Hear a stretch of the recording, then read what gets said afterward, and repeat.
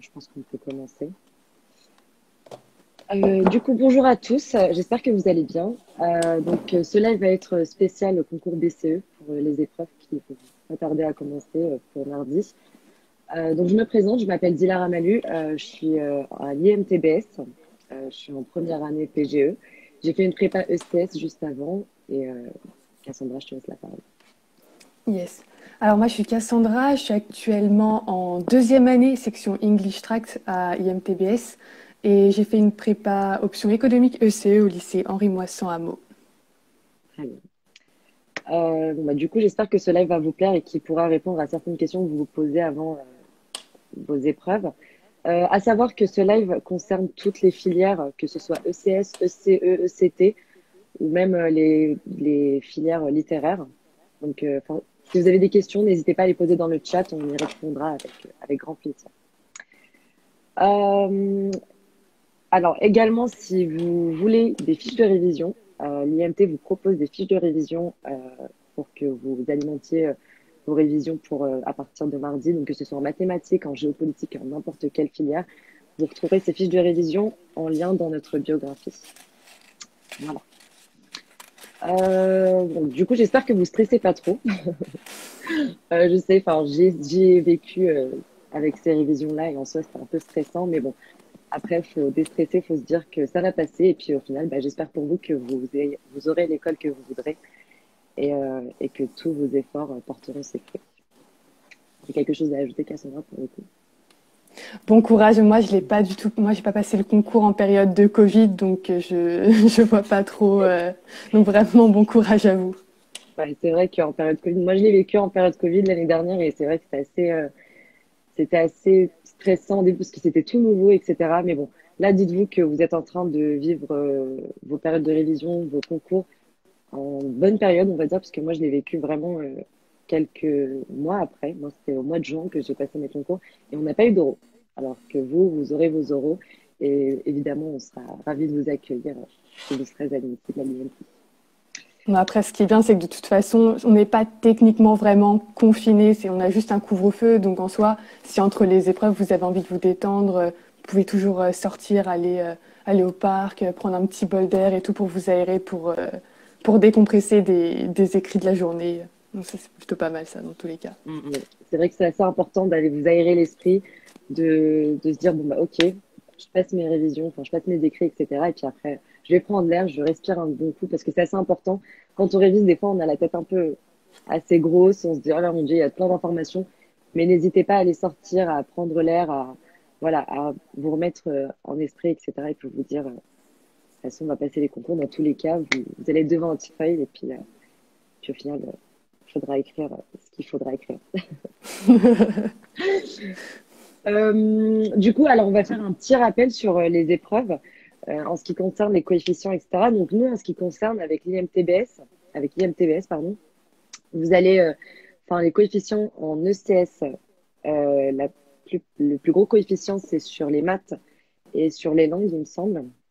Il n'y a pas à stresser parce que bon, moi je n'étais pas super forte en maths non plus, mais au final, avec un gros coefficient, j'ai quand même pu passer puisque j'ai pu avoir de bonnes notes dans les autres matières. Donc en soi, ne vous focalisez pas sur les gros coefficients non plus. Faut se dire que bon, on essaye de réviser dans toutes les matières et puis vous ferez au maximum ce qui vous conviendra. Les matières, par exemple, moi j'étais assez forte en anglais, donc j'ai vraiment misé aussi sur l'anglais. Et au final, j'ai pas regretté parce que j'ai une super bonne note en anglais et c'est aussi ce qui m'a permis de, de mieux, enfin, d'équilibrer un peu mes notes pour les épreuves. Donc voilà, focalisez-vous vraiment sur l'épreuve sur laquelle vous vous sentez le mieux, mais n'hésitez pas également à réviser toutes les autres épreuves, évidemment, c'est assez important. Les maths, nous, alors pourquoi est-ce qu'on a un gros coefficient sur les maths? Alors, nous, dans notre école, sachez que c'est une école du numérique. C'est une des rares écoles du numérique d'ailleurs, puisque nous, on a un campus, un petit rappel sur l'IMTBS, c'est qu'on a un campus qui regroupe les managers et les ingénieurs.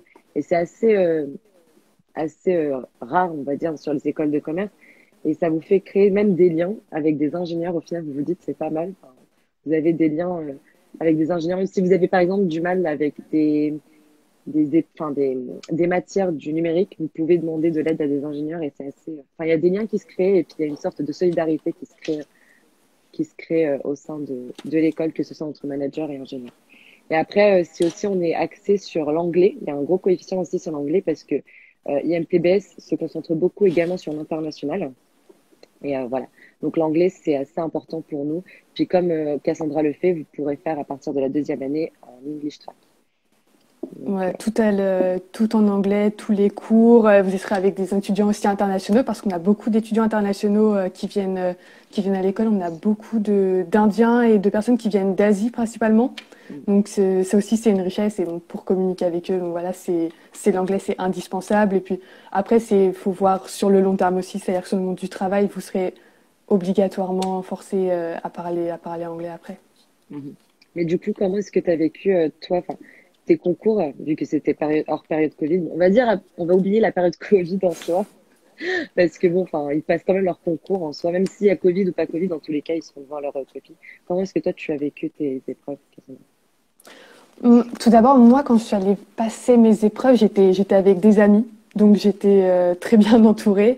Et puis c'était aussi, comme j'étais avec des amis, c'était très convivial. Et puis c'était aussi, fallait aussi créer un mindset. Par exemple, pour moi, la règle d'or, c'est de bien dormir, réviser la veille au soir pour les épreuves du lendemain.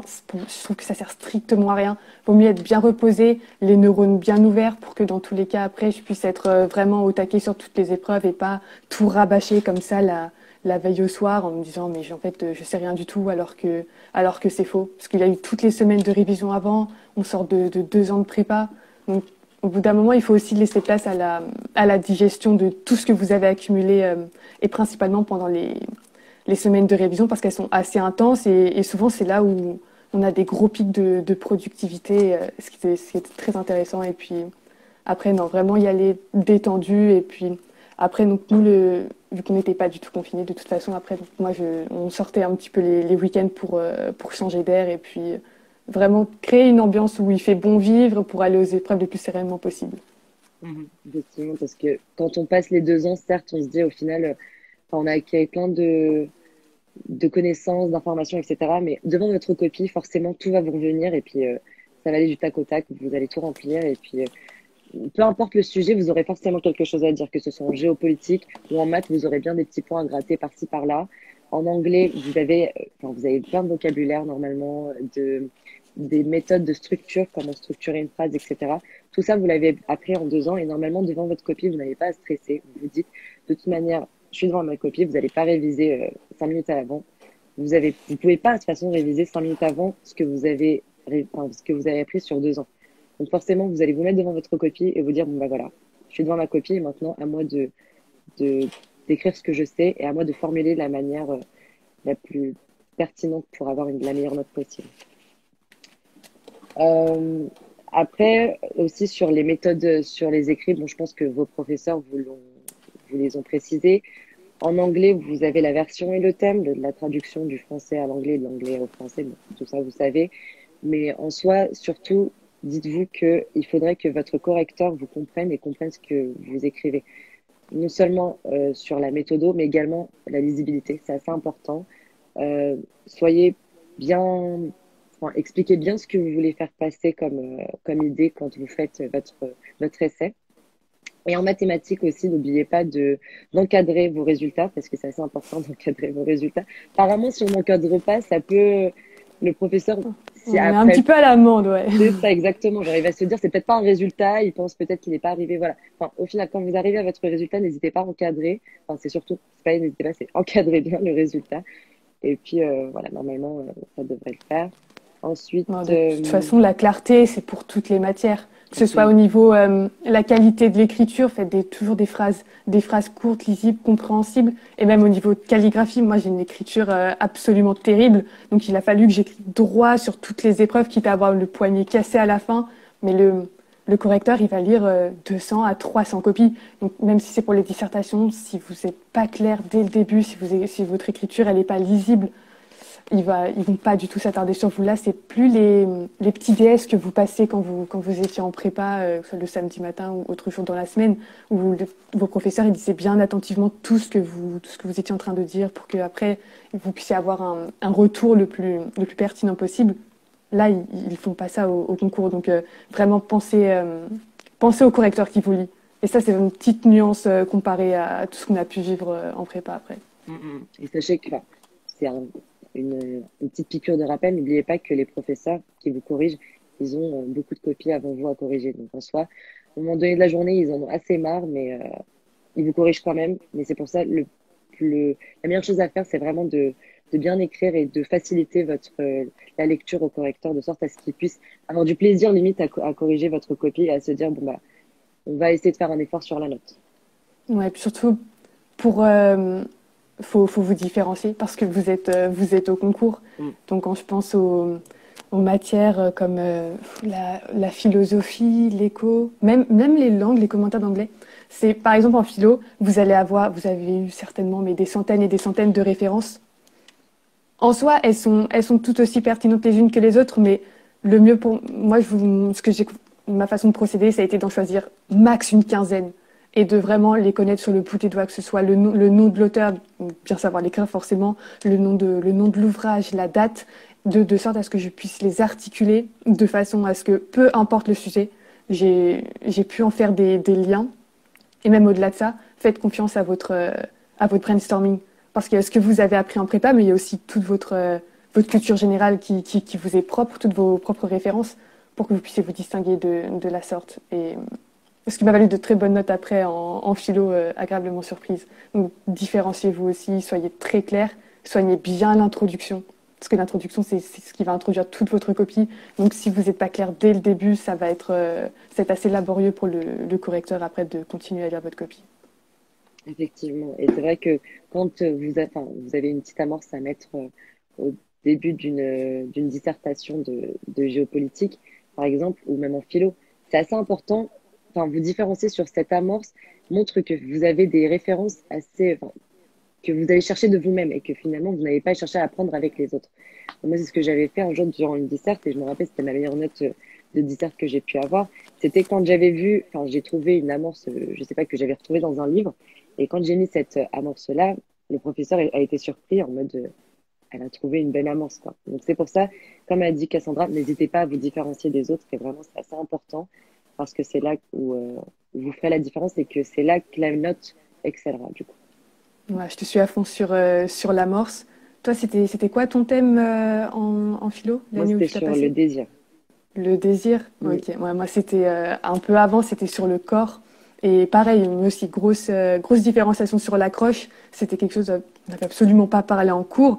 C'était j'avais fait une analyse d'une chanson de Jacques Brel. Et c'est super bien passé. Et donc après, au concours, j'ai tout remis à chaque fois. Et j'ai jamais eu en dessous de la moyenne à aucune dissertation en philo. Mhm. Oui, donc, comme quoi, il vaut mieux avoir ces petites références et puis on les cale quand on peut. Voilà, de la différenciation et de la clarté. Absolument. Mais c'est vrai que enfin, en soi, chaque matière a sa petite stratégie pour essayer d'avoir de super bonnes notes. Mais moi, personnellement, euh, enfin, sur les épreuves, j'ai pas tant stressé que ça. Je me suis dit, bon, bah, de toute manière, j'ai mes connaissances et au final, bah, quand je les ai mises, au final, bah, voilà, je suis à l'école et puis je suis assez satisfaite de mon choix en étant à IMTBS et, euh, et comme quoi, bah, mes efforts ont porté leurs fruits et enfin, Mm. ça sera pareil pour vous. Si vous avez révisé, si vous avez donné le maximum de vous-même, vous aurez ce que vous voudrez.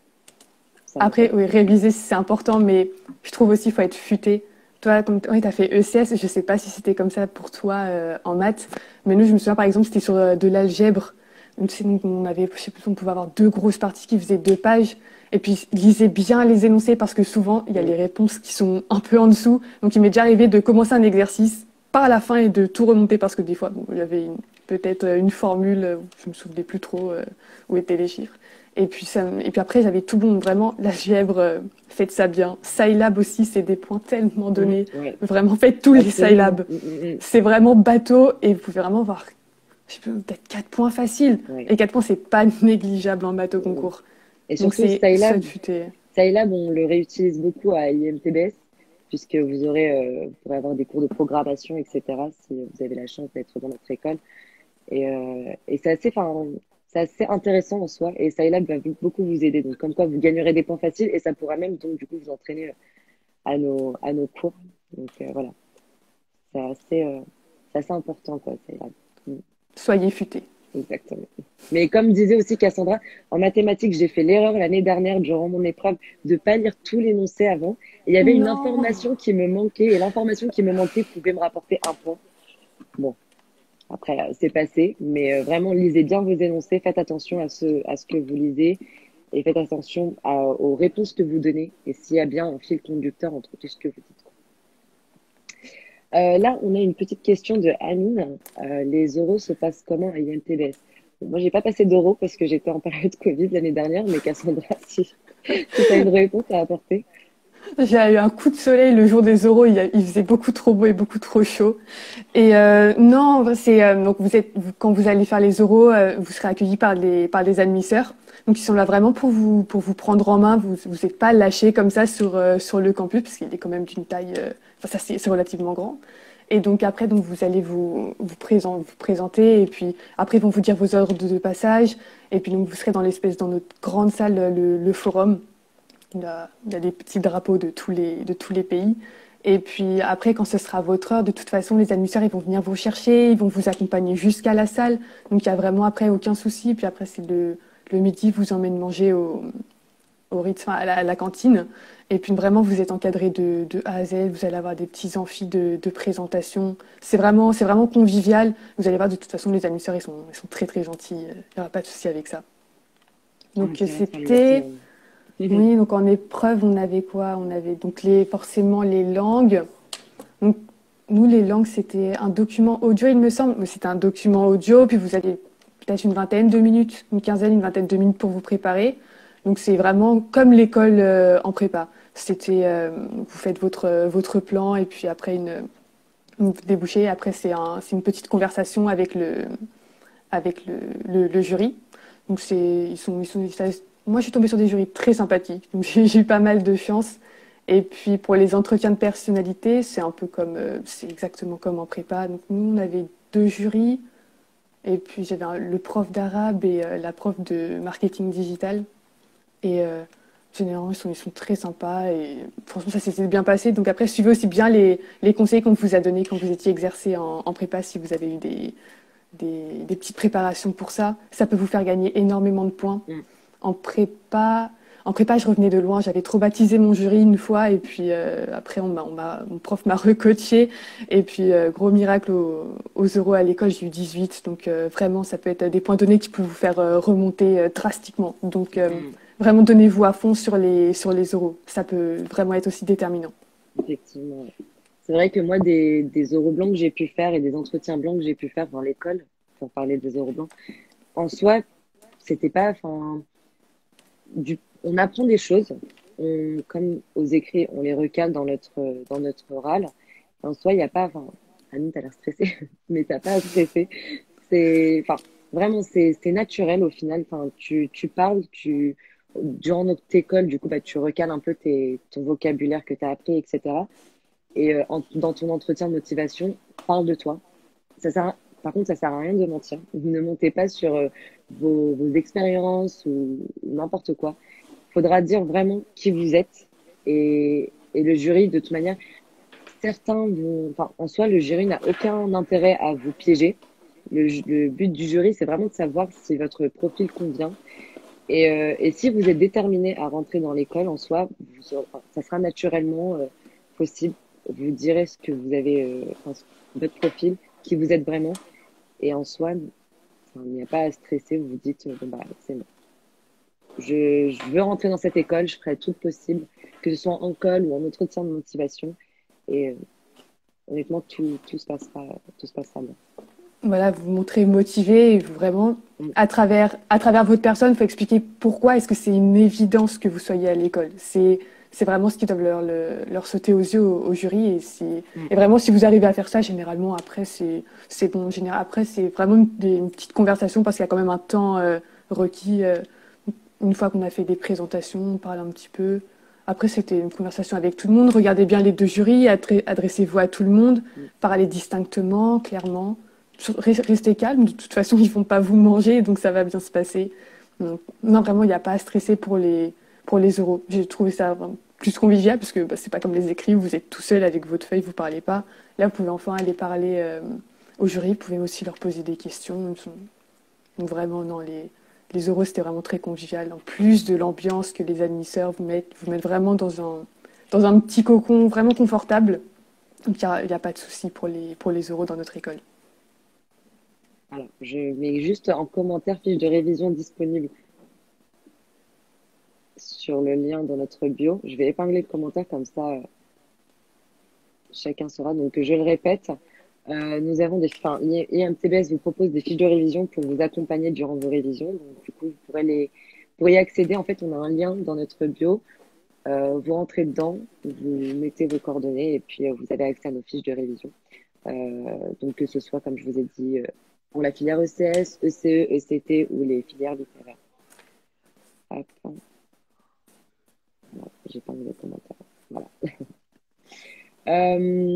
Après, du coup, s'il y en a d'autres qui ont des questions, même au niveau de la motivation, d'ailleurs, si vous avez quelconque question, si vous avez besoin d'être reboosté ou d'être remotivé, il n'y a pas de souci, vous pouvez nous contacter ou contacter notre compte IMTBS ou alors si vous allez dans la rubrique normalement les admissibles sur notre compte admissible IMTBS, vous pourrez avoir accès aux coordonnées des différentes personnes à partir de la semaine prochaine, des différents admisseurs. Et si du coup vous avez besoin de quoi que ce soit, vous pourrez nous demander, il n'y a pas de souci. On sera toujours là pour vous accompagner, que ce soit donc en termes de remotivation, ou vous aider sur les écrits, vous donner des conseils, il n'y a pas de souci, on sera là.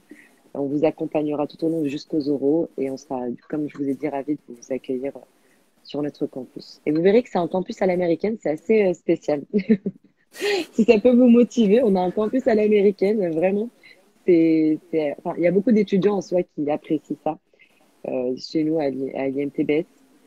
Un campus à l'américaine qui vraiment, vous avez un stade, vous avez le campus, des logements étudiants, vous avez plusieurs associations et je pense que facilement vous pourrez trouver votre bonheur à IMTBS. On a une cinquantaine d'associations là, c'est même. tout le monde, ouais. Absolument. Mais c'est pour ça, focalisez-vous sur vos écrits et vos oraux. Et puis, j'espère pour vous, du coup, que vous aurez l'école que vous voudrez, l'école dans laquelle vous vous sentirez bien et vous vous sentirez épanoui comme moi, je me sens bien dans l'école dans laquelle je suis. Du coup, également, par rapport aux écrits, vraiment, je voulais juste revenir sur les différentes filières.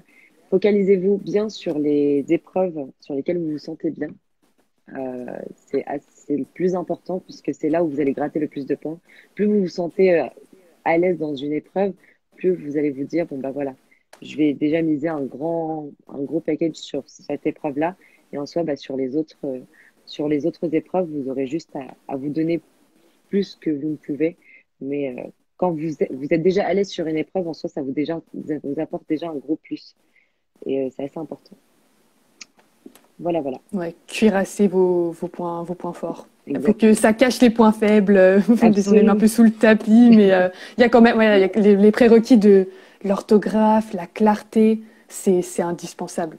Après, vraiment, vous allez vous différencier sur les idées, peut-être aussi la qualité de l'écriture, mais vraiment, c'est sur les idées, comment est-ce que vous les articulez, vous arrivez à faire un ensemble logique. Pour moi, c'est vraiment primordial. Et de toute façon, vous aurez pas de support externe. Donc là, ce sera juste votre brainstorming, rien d'extra somatique. Donc vraiment, faites confiance à votre brainstorming pour vous différencier. Vous verrez, les notes, ça n'aura plus rien à voir.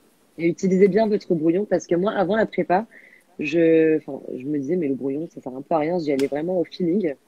Et ça me coûtait très cher au niveau de mes notes. Mais là, en utilisant le brouillon, j'ai appris à bien classer mes idées, à mettre en ordre les idées que j'avais, les classer. Et sur le brouillon, ça va tout doucement.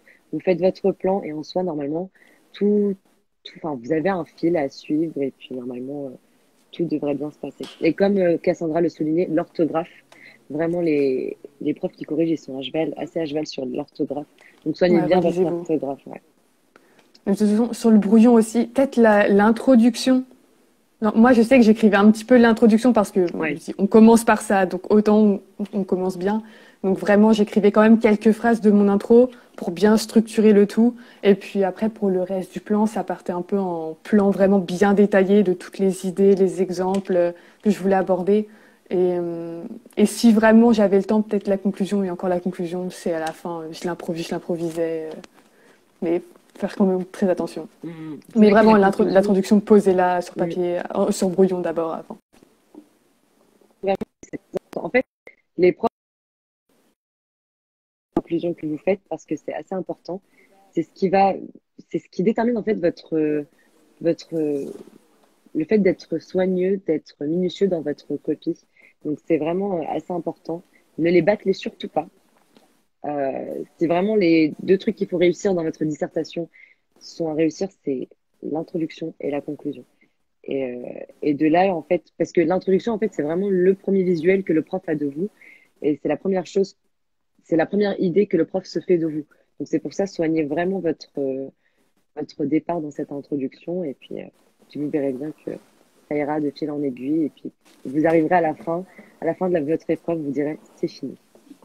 Voilà, et puis même, faites pas des phrases trop longues. Mm, Ça sert à rien si jamais vous êtes pas très solide en grammaire, ne faites pas des phrases trop longues. Faites des phrases courtes, claires, synthétiques, de exactement. manière à ce que vous puissiez être bien compris, parce que sinon, ça va être illisible, ils vont pas s'attarder sur vous. Mm, Et là, mm. pensez vraiment que vraiment, faut penser que vous allez être corrigé. Et ça, c'est un truc qui me manquait un petit peu, que j'ai compris avec le recul, mais pensez vraiment que vous allez être corrigé.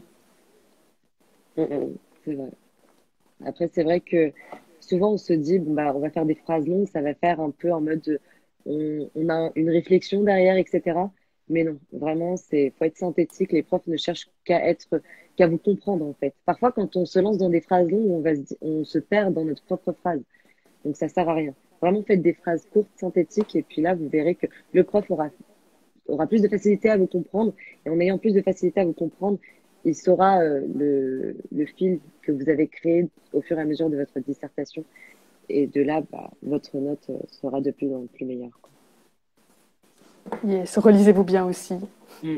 C'est vrai que L'orthographe. la relecture, souvent, on se dit oui, non, c'est bon, ça, Ah, enfin, c'est ça tombe, c'est horrible. bien, etc. Et puis, on a la flemme de se relire, etc. Mais vraiment, relisez-vous, c'est très, très, très important parce que dès que vous vous relisez, enfin, vous voyez des fautes que vous avez effectuées et en ayant fait vos fautes, vous vous dites, ah oui, mais en fait, non, là, ça va pas. Et que le prof, s'il voyait ça, mais il pèterait un câble. Donc, non, vraiment, euh, enfin, prenez un bon temps à la fin de votre épreuve pour vous relire. Une quinzaine de minutes devrait suffire. Vous vous relisez et puis vous vous corrigez. Et, euh, et n'hésitez pas vraiment à passer un petit coup de blanco et puis à bien corriger vos fautes d'orthographe et l'idée que vous avez voulu, que vous avez voulu, pardon, faire passer. C'est assez important. Ouais. Voilà. Bon, bah, du coup, j'espère que ça a été clair pour tout le monde. Ça a été un petit live rapide, mais en soi, c'était vraiment histoire de vous remettre un peu dans le bain des concours BCE et voilà, vous dire que IMTBS vous accompagnera, quoi qu'il en soit, au fur et à mesure de vos épreuves. Encore une fois, si vous avez besoin d'un coup de robuste ou encore des questions à poser, n'hésitez pas à nous les poser, on sera ouvert, on sera tout oui. Et, euh, et on n'hésitera bien sûr pas à vous répondre. Et on sera encore une fois ravis de vous accueillir sur notre campus. Si vous avez d'autres questions, je prends une minute, histoire de voir s'il y a des questions qui vont défiler sur les commentaires. Mangez bien, dormez bien. Ouais, C'est les meilleurs conseils. ouais.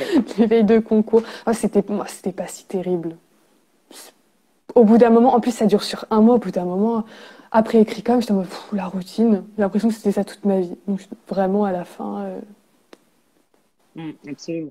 Mais le sommeil, c'est vrai que c'est assez important. Ça sert à rien de réviser jusqu'à 3 heures du matin pour le lendemain à 8 heures aussi, hein.